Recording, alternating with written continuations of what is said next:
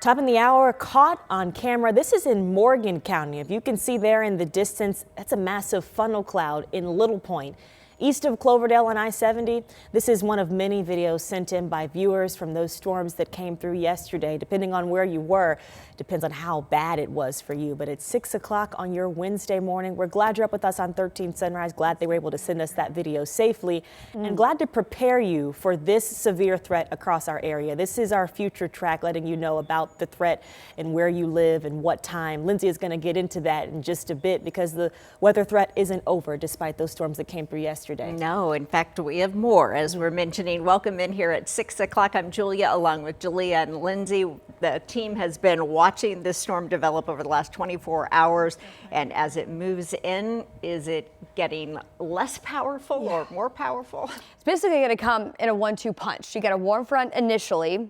That's going to bring an isolated severe threat, and that will also prime the atmosphere. It's going to surge all that moisture in, really pick up our wind field. So as a cold front moves in this evening, mainly after 6, that's going to be the primary threat as we get into this evening. So let's talk about what's going on in our atmosphere right now. And it's actually relatively quiet as we speak. So this is going to be the change as this warm front lifts in, still situated to our south right now. Low pressure center set up just to our west as well. We've had a complex of storms develop out of Iowa, and this is already promoting a couple of severe storms as it's headed into a more unstable atmosphere. This tracking in our direction, kind of riding along that boundary. That's going to be basically wave 1 before that cold front arrives this evening. Temperatures are actually on the cool side. Many of us still in the 50s. Also, our dew point temperatures in the 50s. And I show you this because the dew point temperature, a measure of how much moisture in the atmosphere, is going to play a major role in our severe setup later today. Check it out, though. On the other side of that warm front, dew points in the upper 60s, Kansas City down to southern portions of Kansas into Oklahoma. And that surge of moisture is headed in our direction. So we're going to have all those parameters basically in place as we're forecasting that dew point to continue to rise as we get into this afternoon. Want to break down the latest timeline of both of these waves headed in our direction. This is by 3 o'clock today as what's left of that complex from Iowa moves across the state. Might see an isolated severe storm within that, but this is when it becomes much more active along the cold front. 6 o'clock, those individual storm cells will start to initiate across north central Illinois, cross into northwestern Indiana. 8 o'clock tonight, this is when we'll see our peak severe weather risk. That will push into the Indy Metro by 10 o'clock this evening and continue to impact the southern half of the state through the early morning hours on Thursday. Coming up, we'll break down the latest from the Storm Prediction Center as well as those primary threats in your full forecast. It is 6:03 now, and we'll take you out to the traffic center along the I-70 corridor. I do want to point out reports of a crash here along I-70, and this is going to be just to the east of the Greenfield rest area, so also just east of the State Road 9 exit off the interstate. Got some flashing lights here. Not sure the extent of this crash, but I do believe it's on the opposite side of this bridge where everything is kind of located here. So this is actually looking east. So we could potentially see some issues and some backups in this already pretty busy construction zone. And then this would be the camera looking toward the traffic headed toward the scene of that crash. So not seeing, at least right now, a major backup along I-70, but just a heads up to drivers out there near that Greenfield rest area tracking that crash right now, guys.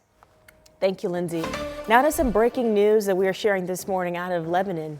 That's where a police department and fire are working to let you know to get around the area because of a house fire in there. Citation Circle West is the name of that street. So I want to show you a picture from the scene, actually, that the Lebanon Police Department posted. This is in a neighborhood right off of Lafayette Avenue and Camp Street. Now, we are still working to learn if anyone has been injured or how that fire started. So again, this is the area of Citation Circle West. We are checking back in to try and get you some updates and let you know how this might be affecting some workarounds in traffic in that area, and hoping that everyone is okay here. Big flames.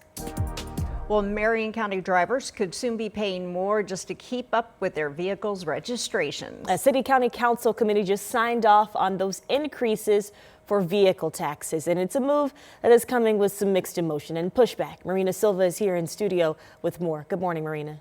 Good morning. We'll mention the possibility of higher taxes, and people are bound to have opinions. In Marion County, many residents are making one thing clear: they do not want to pay anymore. Now, a controversial proposal moved one step closer to reality on Tuesday night after a city-county council committee voted to advance it. Now, the plan would increase vehicle taxes paid during annual registration, and for most drivers, that means about an extra $100 a year. Now, city leaders argue the county needs the money to address crumbling roads and aging infrastructure, and councilors say the state is offering Marion County $50 million, but only if local leaders can come up with the matching funds. Still, many residents who packed that meeting say they don't believe drivers should be the ones footing the bill, and they're demanding leaders find another solution. We don't have to raise the taxes on the same people again if we could choose solutions that are fair, sustainable, aligned with actual road use. Every dollar you forcefully remove from my pocket is a dollar I can't put into the local economy. Now, Council President Maggie Lewis says her colleagues feel this is the right path forward, but not all councilors feel that way. We've heard from Republican councilors who say they are against this. Now, state lawmakers, they also joined in on that public comment during that meeting yesterday. So coming up at 6:30, I'll explain how two of our state lawmakers are actually backing the council, saying, yes, this should pass. Okay, we'll hear from you then, Marina. Thank you. Well, the way the state can spend its federal education money is changing as we head into the next school year. The U.S. Department of Education just approved a waiver that only 2 other states have, called Returning Education to the States. Anna Chalker is live this morning explaining that, where and how this money will be spent for our schools. Good morning. Good morning, ladies. This approval here doesn't mean that we're getting any more or any less funding. It really is just one big movement where 5 federal funding programs will be consolidated into just one pool, giving the state more discretion to spend money on other resources and other priorities. So those 5 topics that they're going to be including into those ones include grants covering things like assessments, professional development, enrichment, education for English learners, and 21st century learning centers.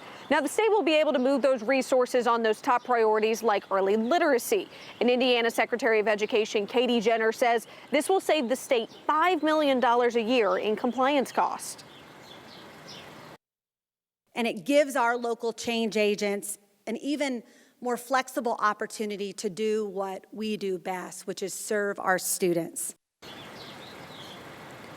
This waiver is not an expansion as what the state originally wanted. The federal government did not approve the request to direct school improvement grant funding away from some low-performing schools here in the state. And there are a lot of split reactions on this, but a lot of it is on the supportive side of this. So coming up, we'll show you what that's looking like and why the State School Boards Association says they are glad one thing was omitted from this to really benefit all of the schools. Okay, check in with you soon, Anna. Thank you. The man accused of killing Elwood police officer Noah Chavez gets an earlier trial date. Carl Boards II is going on trial next month. Earlier this month, the death penalty trial for Boards has delayed now until next February. He was ruled incompetent to stand trial. Boards has been undergoing treatment at the state mental hospital in Logansport. Board has been awaiting trial since 2022. Police say he fired 36 shots through the windshield of Chavez's police car, killing the 23-year-old. Now, Board is expected back in court July 10th. That will be another status hearing ahead of his trial on July 20th. Well, we do have an update for you this morning about human remains that were found over the weekend in Franklin County. The Franklin County Coroner's Office has identified them as Roger Purcell. He was a man reported missing June of 2024. The Coroner's Office says that he was identified through medical devices associated with previous surgeries. Purcell's family have been notified, but the investigation into how he died is ongoing, with autopsy and forensic examination results still pending.